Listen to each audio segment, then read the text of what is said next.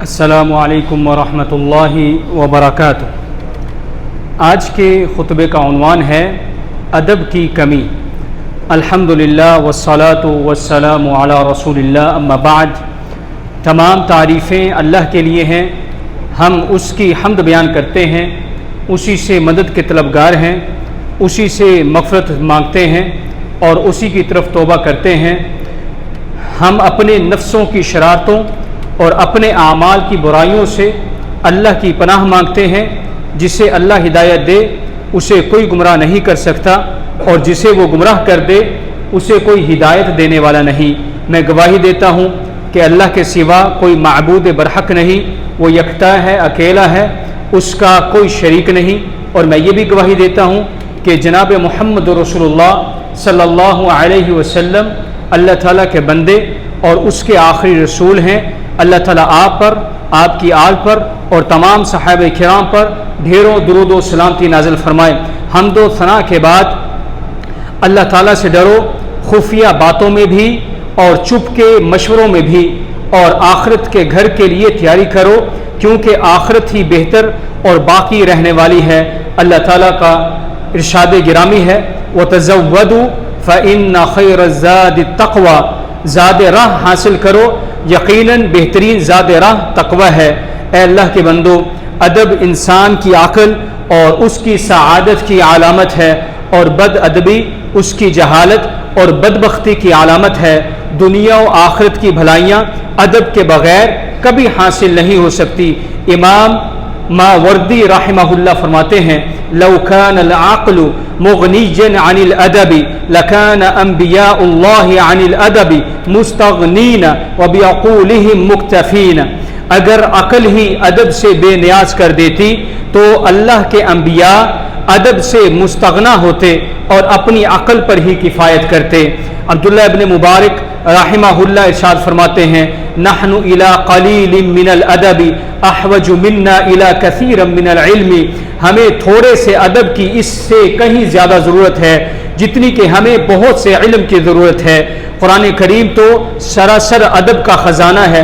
حضرت عبداللہ ابن مسعود رضی اللہ تعالی عنہما فرماتے ہیں، ان هذا القرآن مأدبۃ اللہ فتعلموا من مأدبته، یقیناً یہ قرآن اللہ کی ضیافت ہے تو اس کی ضیافت سے ادب سیکھو۔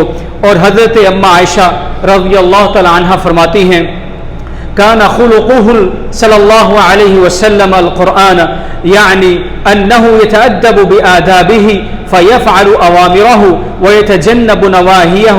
رسول اللہ صلی اللہ علیہ وسلم کا اخلاق قرآن ہی تھا، یعنی آپ صلی اللہ علیہ وسلم قرآن کے آداب پر عمل کرتے تھے، اس کے احکام بجا لاتے تھے اور اس کی ممانعاتوں سے بچتے تھے۔ ادب کی 3 قسمیں ہیں، اللہ تعالیٰ کے ساتھ ادب، رسول اللہ صلی اللہ علیہ وسلم کے ساتھ ادب، اور لوگوں کے ساتھ ادب اختیار کرنا۔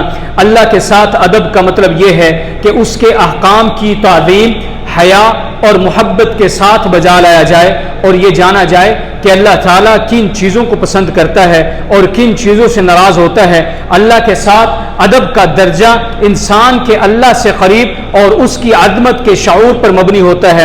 اللہ تعالیٰ قرآن مجید میں ارشاد فرماتے ہیں، ما لکم لا ترجون للہ وقارا، تمہیں کیا ہوا کہ تم اللہ کی عظمت کی امید نہیں رکھتے۔ حضرت عبداللہ ابن عباس رضی اللہ تعالیٰ عنہما فرماتے ہیں، ما لکم لا تعظمون اللہ حق عظمتہ، تم اللہ کی اس طرح تعظیم کیوں نہیں کرتے جیسا کہ اس کی تعظیم کرنے کا حق ہے۔ جو شخص اللہ کے آداب کو اپناتا ہے اللہ تعالیٰ اسے محبوب بنا لیتا ہے۔ اللہ کے ساتھ ادب میں سے یہ بھی شامل ہے کہ نماز کو اس کے حق کے ساتھ زینت و وقار کے ساتھ ادا کیا جائے۔ بعض سلف صالحین رحمہم اللہ نے فرمایا، ربی احق من تجملت له فی صلاتی، میرا رب اس بات کا سب سے زیادہ مستحق ہے کہ میں اس کے لیے اپنی نماز میں زینت کو اختیار کروں۔ عبادت کی حقیقت یہ ہے کہ انسان ظاہری و باطنی طور پر رسول اللہ صلی اللہ علیہ وسلم کے آداب کو اختیار کرے۔ رسول اللہ صلی اللہ علیہ وسلم کے ساتھ ادب کی اصل یہ ہے کہ آپ صلی اللہ علیہ وسلم کے سامنے کامل تسلیم و اطاعت اختیار کی جائے، آپ کے ہر حکم کے سامنے سر تسلیم خم کیا جائے، اور آپ کی خبر یعنی حدیث کو بلا کسی اعتراض اور شک و شبہ کے قبول کیا جائے۔ یہ طریقہ آداب میں شامل نہیں کہ رسول اللہ صلی اللہ علیہ وسلم کے فرمان کو مشکل یا مشتبہ سمجھا جائے، بلکہ اصل میں لوگوں کی رائے اور عقل ہی کو آپ کے فرمان کے سامنے مشتبہ اور ناقص مانا جائے۔ اسی طرح رسول اللہ صلی اللہ علیہ وسلم کی آواز سے بلند آواز کرنا بھی گناہ ہے، کیونکہ یہ اعمال کو برباد کرنے کا سبب بن سکتا ہے۔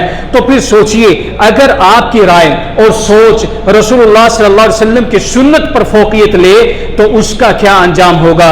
اللہ تعالیٰ قرآن مجید میں ارشاد فرماتے ہیں، یا ایھا الذین آمنوا لا ترفعوا اصواتکم فوق صوت النبی ولا تجہروا له بالقول کجہر بعضکم لبعض ان تحبط اعمالکم۔ اے ایمان والو، اپنی آوازیں نبی کی آواز سے بلند نہ کرو، اور نہ ان کے ساتھ اونچی آواز میں ایسے بات کرو جیسے تم ایک دوسرے کے ساتھ بات کرتے ہو، ایسا نہ ہو کہ تمہارے اعمال ضائع ہو جائیں اور تمہیں اس بات کی خبر بھی نہ ہو۔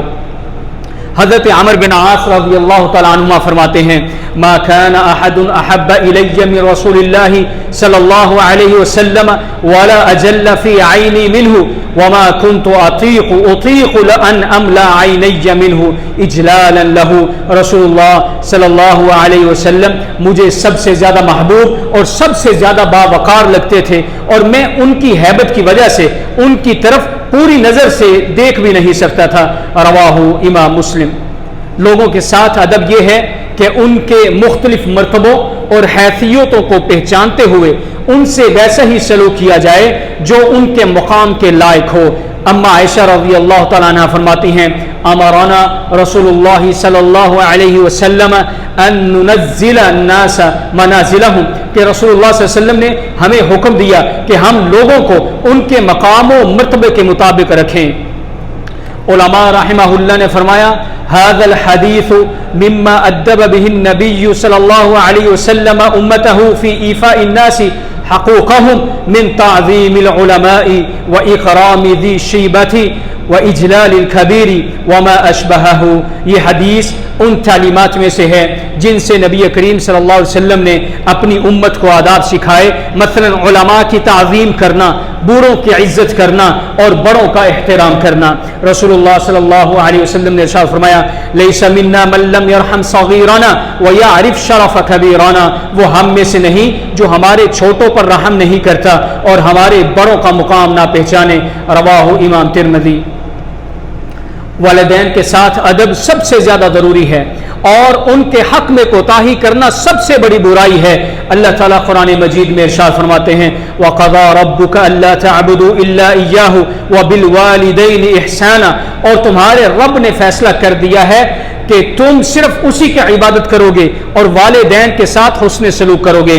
امام ابن قیم رحمہ اللہ فرماتے ہیں، انظر الى الادب مع الوالدین کیف نجا صاحبہ من حبس الغار حین اطبقت علیہم الصخرہ۔ دیکھو والدین کے ساتھ ادب کیسا باعث نجات بنا جب وہ لوگ غار میں بند ہو گئے تھے اور ایک پتھر نے دروازہ بند کر دیا تھا غار کا، تو صرف ایک شخص کی والدین کے ساتھ حسن سلوک کی بدولت وہ پتھر ہٹ گیا۔ سب سے بڑی ذمہ داریوں میں سے ایک ادب پر مبنی تربیت بھی ہے۔ اللہ تعالیٰ ارشاد فرماتے ہیں، یا ایھا الذین آمنوا قوا انفسکم واہلیکم نارا وقودها الناس والحجارہ۔ اے ایمان والو، اپنے آپ کو اور اپنے اہل و عیال کو اس آگ سے بچاؤ جس کا ایندھن لوگ اور پتھر بنیں گے۔ مفسرین رحمہ اللہ نے اس آیت کی تفسیر میں فرمایا، علموہم وادبوہم، اپنے گھر والوں کو علم سکھاؤ اور انہیں آداب بتلاؤ۔ امام ابن قیم رحمہ اللہ ارشاد فرماتے ہیں، من رحمت الاب بولدہ ان یکرہہ علی التأدب بالعلم والعمل ویمنعہ شہواتہ التي تعود بضررہ۔ باپ کی اپنے بیٹے پر رحمت یہ ہے کہ وہ اسے ادب، علم اور عمل پر مجبور کرے اور اس کی ان خواہشات سے اسے روک دے جو آخر کار اس کے لیے نقصان دہ ہیں۔ ادب کا ایک اہم پہلو یہ بھی ہے کہ جب کسی کو کسی معاملے میں علم نہ ہو تو وہ اسے اس کے اہل علم کی طرف لٹائے اور خود حد سے نہ بڑھے۔ اللہ تعالیٰ قرآن مجید میں ارشاد فرماتے ہیں وَلَا تَقْفُ مَا لَيْسَ لَكَ بِهِ عِلْمٌ إِنَّ السَّمْعَ وَالْبَصَرَ وَالْفُؤَادَ كُلُّ أُولَٰئِكَ كَانَ عَنْهُ مسؤولا، اور ایسی بات کے پیچھے نہ چلو جس کا تمہیں علم نہیں، یقیناً کان، آنکھ اور دل ان سب سے باز پرس کی جائے گی۔ اللہ کے بندو، دشمن، مخالف دشمن یا بدسلوکی کرنے والے کے ساتھ ادب کا تقاضا یہ ہے کہ تم اس کو معاف کر دو، جس نے تم پر ظلم کیا ہو اسے دو جس نے تمہیں کچھ نہ دیا ہو، اور اس سے رشتہ جوڑو جس نے تم سے قطع تعلق کی ہو۔ حضرت حسن بصری رحمہ اللہ ارشاد فرماتے ہیں افضل اخلاق المؤمن العفو، مومن کے بہترین اخلاق میں سے سب سے افضل خلق معاف کرنا ہے۔ اللہ تعالیٰ قرآن مجید میں ارشاد فرماتے ہیں ادفع بالتي هي احسن فاذا الذي بينك وبينه عداوة كأنه ولي حميم وما يلقاها الا الذين صبروا وما يلقاها الا ذو حظ عظيم۔ برائی کو اس انداز سے دفع کرو جو سب سے بہتر ہو، پھر تم دیکھو گے کہ وہ شخص جس کے اور تمہارے درمیان دشمنی تھی وہ گویا تمہارا دلی دوست بن جائے گا۔ اور یہ وصف صرف انہی لوگوں کو نصیب ہوتا ہے جو صبر کرتے ہیں، اور یہ صرف انہیں ملتا ہے جو بہت بڑے نصیب والے ہوتے ہیں۔ لوگوں کے ساتھ ادب کے اصولوں میں یہ بھی شامل ہے کہ ان کی ایذا پر صبر کیا جائے، ان باتوں سے بچا جائے جن سے انسان کا کوئی تعلق نہ ہو۔ اگر انسان بھلا کام نہ کر سکے تو خاموش رہے، غصے کے وقت اپنے نفس پر کنٹرول رکھے اور اپنے بھائی کے لیے وہی پسند کرے جو اپنے لیے پسند کرتا ہے۔ لوگوں کے ساتھ ادب کے مظاہر میں سے یہ بھی شامل ہے کہ لوگوں کے درمیان صلح کرانا، نظروں کو نیچی رکھنا، کسی کو ایذا نہ دینا، سلام کا جواب دینا، نیکی کا حکم دینا، پریشان حال کی مدد کرنا، عیوب پر پردہ ڈالنا اور لوگوں کی غلطیوں سے درگزر کرنا۔ اللہ تعالیٰ قرآن مجید میں ارشاد فرماتے ہیں لا خیر فی کثیر من نجواہم الا من امر بصدقۃ او معروف او اصلاح بین الناس ومن يفعل ذلك ابتغاء مرضات اللہ فسوف نؤتیہ اجرا عظیما۔ ان کی بہت سی چھپی باتیں سرگوشیوں میں کوئی خیر نہیں سوائے اس کے جو صدقہ دینے کا، نیکی کی بات کرنے کا یا لوگوں میں صلح کرانے کا حکم دے، اور جو اللہ کی رضا کی طلب میں یہ عمل کرے تو ہم اسے بڑا اجر عطا کرتے ہیں۔ اے اللہ اسلام اور مسلمانوں کو عزت عطا فرما اور شرک اور مشرکین کو ذلت نصیب کر۔ اے اللہ اپنے خلفائے راشدین، ہدایت یافتہ اماموں ابو بکر، عمر، عثمان، علی رضوان اللہ اجمعین سے راضی ہو جا، اور باقی تمام صحابہ کرام اور ان کے متبعین اور ان کی پیروی کرنے والوں سے بھی قیامت تک تو راضی ہو جا۔ اے اللہ غم زدوں کی غم خوری فرما، مصیبت زدوں کی مشکلات کو دور فرما۔ اے اللہ ہمارے وطنوں کو امن کا گہوارہ بنا، اور ہمارے ائمہ اور حکمرانوں کو درست راہ دکھا، اور ہمارے حکمران اور ان کے ولی عہد کو اپنی پسندیدہ رضا کی راہ پر چلنے کی توفیق عطا فرما، اور ان کی رہنمائی تقوی اور نیکی کی طرف فرما۔ اے اللہ تو ہی ہے، تیرے سوا کوئی معبود نہیں، تو غنی ہے، ہم فقیر ہیں، ہم پر بارش نازل فرما اور ہمیں مایوس لوگوں میں سے نہ بنا۔ اے اللہ ہم تجھ سے بخشش مانگتے ہیں، تو بڑا بخشنے والا ہے، تو بڑا رحم کرنے والا ہے، ہم پر آسمان سے موسلادھار بارش نازل فرما۔ اے اللہ کے بندو ان اللہ یأمر بالعدل والاحسان وایتاء ذی القربى وینہی عن الفحشاء والمنکر والبغی یعظکم لعلکم تذکرون۔ بلا شبہ اللہ انصاف کا، احسان کا اور قرابت داروں کو دینے کا حکم دیتا ہے، اور بے حیائی، برائی اور ظلم سے تمہیں منع کرتا ہے، وہ تمہیں نصیحت کرتا ہے تاکہ تم نصیحت حاصل کرو۔ پس اللہ کا ذکر کرو، وہ تمہیں یاد کرے گا، اور اس کی نعمتوں کا شکر ادا کرو، وہ تمہیں اور زیادہ دے گا۔ وَلَذِكْرُ اللَّهِ أَكْبَرُ وَاللَّهُ يَعْلَمُ مَا تَصْنَعُونَ۔ اور اللہ کا ذکر سب سے بڑا ذکر ہے، اور اللہ جانتا ہے جو کچھ تم کرتے ہیں۔